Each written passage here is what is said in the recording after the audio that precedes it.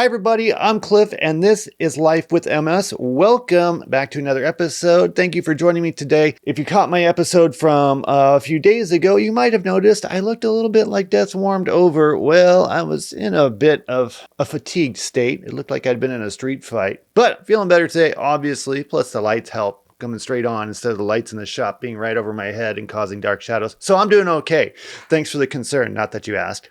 And so today I'm talking about something I'm extremely passionate about because it seems to make a huge difference for me personally. And I notice the people around me that have multiple sclerosis also benefit or suffer from this very one thing. And I'm talking about exercise. Now you might think, suffer, what are you talking about? We're going to get into that. But before we do, if you want to hit that subscribe button, that will bring you into a community of truly amazing people sharing their stories about living with multiple sclerosis. The comments on here are fantastic, and I highly encourage you to read them if you're new. Or if you've been around for a while, I know you're going to read them because the stuff you write and comment is awesome. So thank you on that. And also, Andrea, thank you for yet another awesome shirt. Multiple sclerosis, let us find a cure. And it's lettuce. Thank you, hon. So the question is, how important is exercise when living with MS? And the answer is a lot. And that's true for a lot of chronic conditions. Now, I am a certified personal trainer with a specialty in helping training people with multiple sclerosis specifically. And I have seen some amazing turnaround results. And it ranges from people taking small walks to being able to do a triathlon to people like me that just have a challenge with getting out of bed in the morning. And if I make it to the mailbox in the afternoon, I'm happy with that. That's progress. And then there are other days where I do really well, but that's the nature of MS. So the types of increases in function I see are all over the map, but they are generally very, very good. And we know, you and I, because we have MS, that exercise is a powerful tool in helping things with multiple sclerosis, but it's often like walking a tightrope. And I hear this time and time again. People are concerned about over-exercising or under-exercising. And the tricky thing with MS is you don't really know where you are on that scale because it is so specific to each person that no one rule really applies. And that is the problem. So how do we find that individualized personal sweet spot where we get all the benefits of the exercise, but we don't risk flaring the symptoms or causing further exacerbation with our multiple sclerosis? And that is the trick. And that's what I'm going to talk about today because there are some ways to do it. And quick, just a personal disclaimer. I am a personal trainer, but I am not your personal trainer. So seek professional assistance if you think about taking on an exercise regimen and you want to increase your mobility and do all that stuff. Talk to your doctor or a real physical therapist, someone who knows you as a patient and can help you on a personal basis. What I'm going to tell you is just general personal opinion and doesn't apply to any one individual. All right, so let's go. So how do we safely exercise with MS? It's something people with multiple sclerosis really grapple with. And it's something I really grapple with. And I'm going to be fully transparent. I tend to overdo it. And when I was first diagnosed, I thought, I'm going to power through this and I'm going to beat this multiple sclerosis by just beating it into the ground. And I'm going to go out and I'm going to ride my bike until I drop. That was the absolute worst thing I could have done. And it took me years to figure out, that doesn't work. And here's the thing with exercising with multiple sclerosis. On one hand, we have this really great promise of feeling better and doing better. And on the other hand, there's this very real fear of doing worse, feeling worse, triggering our symptoms. So how do we navigate that? And that is tough. But let's look at some of the benefits first, okay? Neuroprotection, we know that from studies. And of course, all my studies that I'm referencing are going to be in the description below. So if you really want to get into the weeds and read all about this stuff, the links are down there. So neuroprotection, increased mood, better cognitive function, better balance, feeling stronger all around, and even better bowel and bladder control, which is something I have definitely noticed after backing off my training and creating a better, more consistent regimen that's not as intense, but we'll talk about that too. And the problem with MS is we really don't know when to back off in the moment. And that can leave us with the perils of serious symptom issues. And that can leave us laid up for days, basically negating any gains we would have had from an actual good workout. And again, speaking from experience, I can really get into the zone and push it too hard and I can get a great workout in and I'm going to be paying for it for the next 3 or 4 days and I'm not going to be able to do anything and that doesn't benefit anybody and it just makes me feel like crap. So where is that stopping point? And when getting a good workout, how do we stop short of that deep MS symptomatic fatigue and overheating? And that's key, and especially in cardio. And here's where we approach the paradox. We have to do it, we can't overdo it, but we also shouldn't underdo it. So how do we do it? See what I did there? You see what I did? Huh? And in this video, I'm going to define that paradox, and we're going to look deep into that. And then we're going to get into the risks of doing nothing at all, which turns out to be bad. And after that, we'll cover how we can determine if we're overdoing it before we overdo it. That's confusing. And on that note, I would like to say if you're very interested in getting more motivated and getting more exercise and feeling better and getting more physically active, talk to your doctor or your care team because they can help you build your own plan that will work really well for you. And with multiple sclerosis, we know it's all about individualized care, and that is true even for exercise. Additionally, in this video, we're going to talk about how we can measure our own intensity. This is a really cool thing. You're going to love this. And then we'll wrap it all up with the single biggest takeaway that we need to remember. All right, so let's dive into it. Section 1, the exercise paradox. This one is a total mind game. Think about exercise as one of the best tools for a non-therapeutic drug-like thing that you have for your multiple sclerosis. The research shows it really is that powerful, and that's crazy. And like with everything, the success in this game hinges completely on moderation. And that's really important with the multiple sclerosis component involved. And as I've mentioned before, I really struggle with the moderation part because when I find an exercise routine I love, I always overdo it, and I know I'm overdoing it and I can't stop. I've got a problem. I admit it. We're on a mission to find that personal sweet spot where we're getting all the benefits, but we're not risking any of the potential nasty things like flares and overheating and other MS symptoms. And here's the cool thing about this. Exercise can sometimes have a negative connotation to it when it comes to talking to someone with multiple sclerosis, but it really is in the eye of the beholder, and the clinical consensus is in. You don't have to run a triathlon to be feeling better with multiple sclerosis. It could be things like gardening or even walking to the mailbox like I mentioned before. On some days, personally, on my horrible flare days, if I can get out of bed and not get winded walking out to the mailbox and get back into the house, that to me is a decent workout, which is crazy. And then on other days, I can go out and ride my bike for a few hours. That's the messed up thing with MS. But the pros agree inactivity is kind of one of our worst enemies with this disease of multiple sclerosis. So any level of activity seems to be encouraged. One thing I found particularly therapeutic on my days when I just feel like absolute crap, or maybe the weather has changed and my body's tingling and the horrible MS symptom things really come back strong. I like to vacuum. How weird is that? There's something just oddly therapeutic about putting the lines in the carpet, cleaning the house, moving at my own pace, and the hum of the vacuum that just kind of like lets me tune out the symptoms just for a little while. And that's my thing. Okay, I admit it. And on that weird note, that leads us into section 2, which is the dangers of inactivity. And before I did this research report to find out what the experts really say, I used to call this just general atrophy, when you fall into that pit where you just stop doing stuff and your muscles start getting weaker and smaller, and then it just becomes that much more difficult. Well, in this case, it's called deconditioning. And deconditioning can be a real problem with multiple sclerosis. It can cause all kinds of issues. It can cause increased spasticity, which we don't need, as we know, because we already have enough. Thank you, MS. It can undercut our ability to balance, our cognitive function, all these things. So falling into this pit where we're doing nothing or deconditioning can have a lot of negative consequences. Basically, it's a really vicious negative feedback loop where it just keeps compounding on itself and things just keep getting worse. And I was a victim of this. No, I wasn't a victim. That's a terrible word. I did this when I was first diagnosed. I didn't know what to do, what I could do, what I couldn't do. And so I stopped kind of doing everything, and I got so weak and I lost weight, and it just got that much more difficult to move.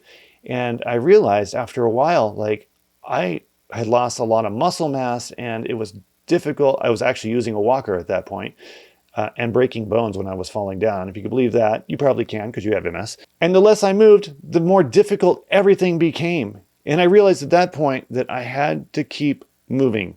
I always felt better when I kept moving, and I always felt less depressed, which kept me more motivated to keep moving. And the research is clear on this too. When we stop moving, we suffer cognitive decline.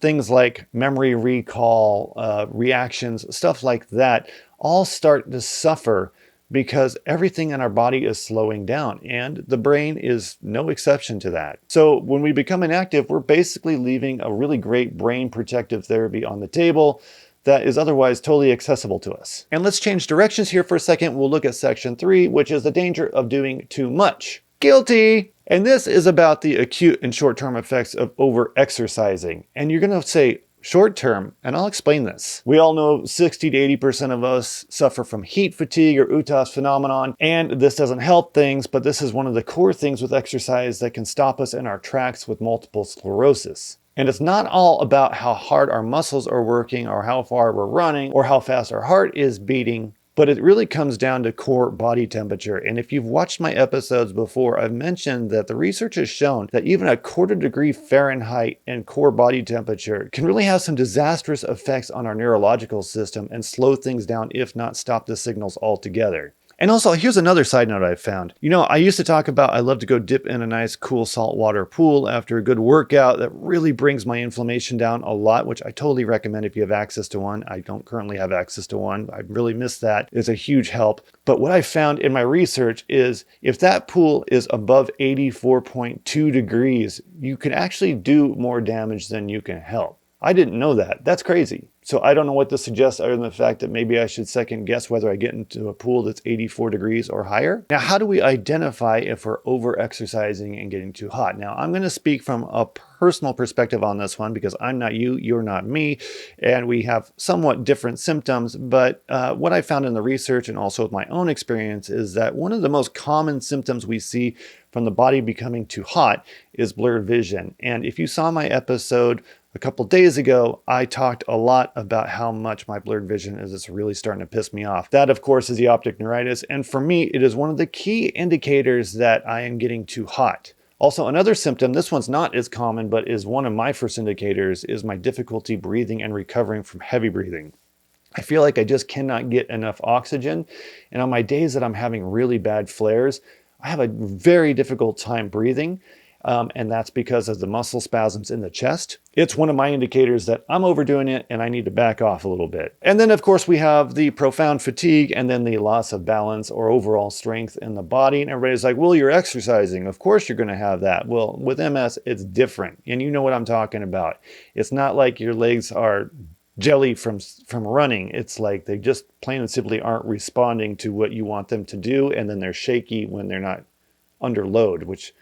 ugh, that one really bugs me. By the way, do any of you have the breathing issue? Like I talk to a lot of people and everybody's like, I don't know what you're talking about. But for me, it's a real problem. It is, especially on hot days. It just feels like I'm trying to breathe through a wet rag. It's pretty disturbing. So let me stress this point to the newly diagnosed folks out there. If you are trying to do an exercise regimen and you think you're having additional relapses from that, now, of course, only your doctor and you will really know that. But what I hear from a lot of recently diagnosed people is they feel like they're doing more damage after they exercise. But what's really happening most of the time is that you're putting some stress on your body. Exercise is a form of stress, and that stress is causing a symptom flare, whether it be your vision, whether it be fatigue, whether it be balance, one of those things. And the difference is the flare will usually go away within a few hours of ceasing the activity, whereas a relapse is only clinically relevant after 24 hours. You're still having the same issues. So that's something to watch out for, but always talk to your doctor about it. So it's important to note that these symptoms, though, don't cause permanent damage. They're just really annoying. And as you get older with MS, they tend to get worse. But they're not a relapse in a true sense that they're a new lesion or the new activity happening within the brain or the spinal cord. Most of the people I know with MS that try to exercise really put a huge emphasis on the amount of time they're going to take to cool down and rest after that exercise. And that will help alleviate a lot of the symptoms. At least it does for me. That's going to bring us into section 4, which is finding our optimal zone. Like, where is that for each and every one of us that helps us function at our best, but not overdo it? And again, I just want to emphasize, it took me years to figure this one out. I do it with my heart rate. I try not to push over 150 when I'm cycling. I try not to go over 30 minutes if I'm cycling on a very hilly area or exerting a lot of energy. And if I start sweating profusely, especially on my back, even if I have 2 fans on me, it's time to back off before I overheat my body and pay the consequences for the next few days. So let's move from this problem of overdoing it to the solution of doing it right. And I'm going to share with you my toolkit. Now, this is again just mine because it's my experience, and you can use it if you want to, or you can modify it or create your own, which is even better. So my general goal and sweet spot seems to be 2 to 3 sessions of cardio a week, not super intense, 30 minutes a piece, and that works out really well. And sometimes I'll only do one because I'm just having a bad week. Sometimes I'll do 2, and sometimes I'll do 3 if I'm having a good week. But typically 2 to 3 is right there where I want to be, because that means my recovery time won't be as bad. And also what I'll do is I'll do Monday, Wednesday, and Friday, and then take Saturday and Sunday off. And that seems to be a good cycle for myself. The one thing I really want to stress here with MS is we really have to plan for recovery time. We're not like we used to be, where we could go out and run and then go to dinner and do all that stuff. We just have to really take it easy. From my experience, like it's all about recovery, because if we go out and we bust our butts on a great workout and then we realize that we can't recover from it, we've done nothing but waste a lot of energy and made ourselves feel like crap. And then the next step is 2 to 3 sessions of resistance training and or weights, but I keep it really light. I do 15-pound weights on each arm, or their little rubber band resistance things.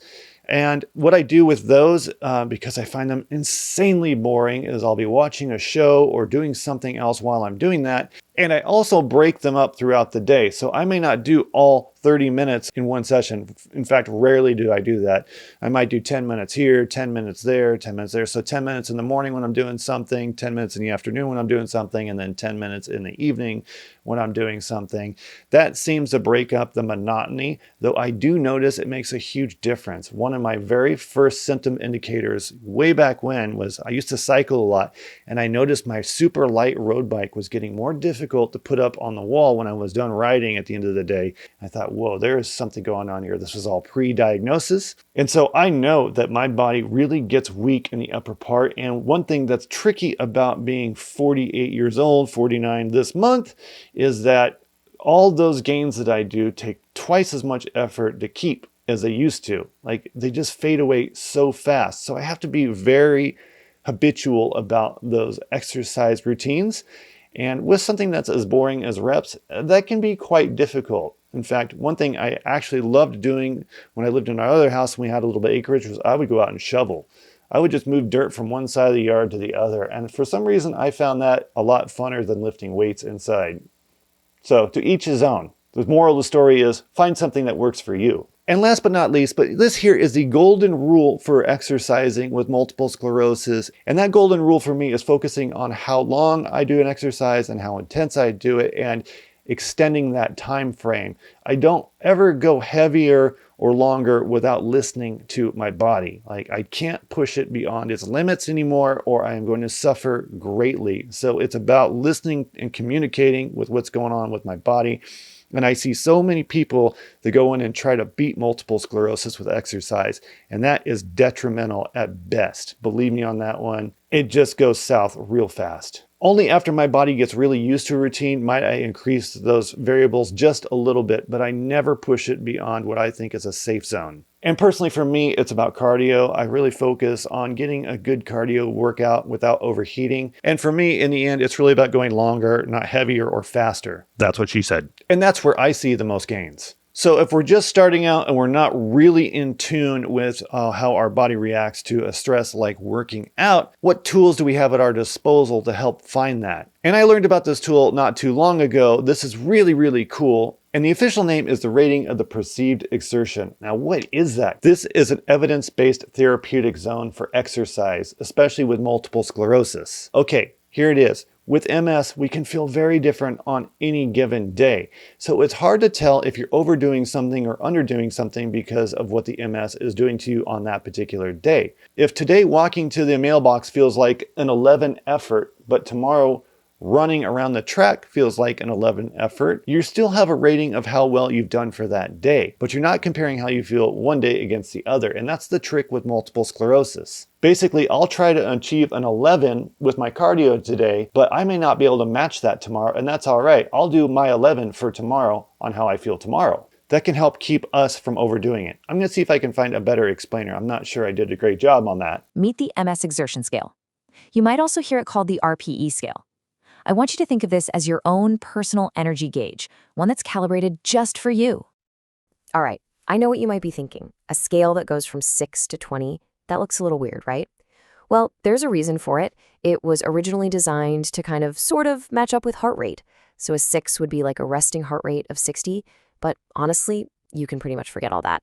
For what we need, we're just going to focus on these numbers and what they feel like. So let's start at the low end. A 9 on the scale is very light. Think about doing some gentle stretches or maybe just a super slow, casual walk. For a lot of people with MS, this is the perfect place to start an activity.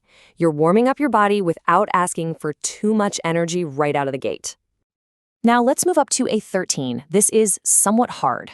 This is like a brisk walk, where you can still talk, but you're definitely working. For someone with MS, this number is a huge deal. It can be like an early warning system. This might be the point where you first notice those little changes in your symptoms, maybe a little extra tingling or that fatigue starting to creep in. It's your body's way of saying, hey, pay attention. And then we get up to 17. We are now in the very hard zone. At this point, you're breathing heavy, you really can't talk much. And for people with MS, pushing into this zone consistently, well, it can be risky. It can lead to a flare-up of your symptoms, making them feel a whole lot worse for a while. So this level, it really calls for some caution.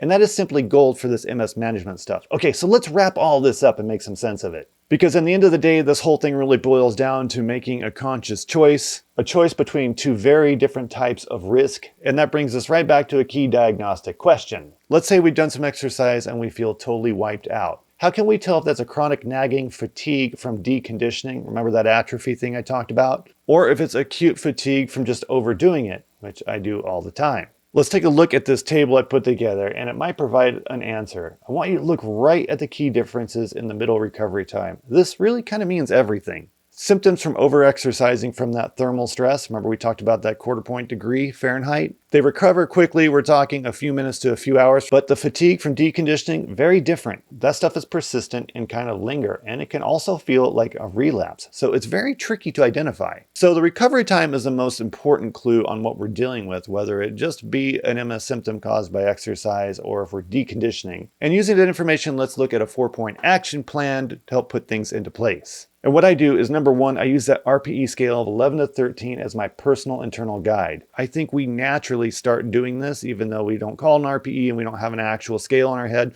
I definitely started evolving that direction as I worked out and exercised more, and I noticed the effects of it. Number two, I keep a really good diary on tracking my recovery time, and there are two ways I do this. I have a Fitbit that does it, which this one's actually pretty good. This is the Sense 2. This is not a paid promotion. I'm just saying this is what I use. And then on my indoor cycling trainer, it keeps track of my downtime, and it lets me know if I've rested enough. It doesn't know I have MS, but I find it to be decently accurate. So those are my two ways of keeping a record. But I know people that literally write stuff down, how they feel, how they are recovering, and they start to see trends. I have a friend that's a CFO, God help him, that literally uses an Excel spreadsheet and then line graphs it. My guess is because he doesn't have kids, he actually has time for that. And this helps us identify how long it takes for these symptoms to go back to baseline. Now, again, for me, it really has to be coupled with a good diet. Otherwise, it will just completely sway out into left field, and it could take me days to recover, and it can feel like a relapse, but it's not. I haven't relapsed in a long time. But if I overexercise, it could definitely feel that way. And rule number 3 is kind of like what I've talked about before. It's about being consistent, being habitual with these exercises, and toning back the intensity. That's just my experience, because more consistency seems to have better results for me overall. And number 4, a cooling strategy, like for example, my indoor cycling trainer, I have fans on the front and on the back cranked on high, and then I'm drinking electrolyte mixture just completely drowned out with ice, and I just keep doing that. And I set a timer on my watch to where I hydrate every 2 minutes, and that keeps me nice and cool. And like I said, if I start getting an excessive amount of sweat on my back, even with the fans, I know I'm overdoing it and I need to back off. So staying cool is key. And being able to avoid overheating opens up that window of opportunity for just getting better exercise over a longer period of time. And finally, that brings us to the single most important takeaway from this video, drum roll please, and that is On those tough days when you just don't feel like moving, but you know you probably should, think about that deconditioning thing, right? The risks of not doing something far outweigh the risks of doing just a little something. So either way, we're managing risks, but it seems to be keeping moving and keeping active limits those risks and gives us some of the benefits that we're looking for. And unlike most things in multiple sclerosis, with this final thought, this is one thing we have some control over. We can choose to be a little bit more active and head off some symptoms before they can happen, or we can be inactive and know that there are some significant risks with that too. So thank you very much for sticking around. I hope you found this helpful. What hobbies or activities do you do that keep you active? Comment below. I bet this community would really want to know. You can tell I'm starting to get tired from talking so much. The brain is starting to disconnect, so I'm going to just end it here. Thank you for spending time with me. I'm Cliff. This is Life with MS. And until next time, I'm taking a nap.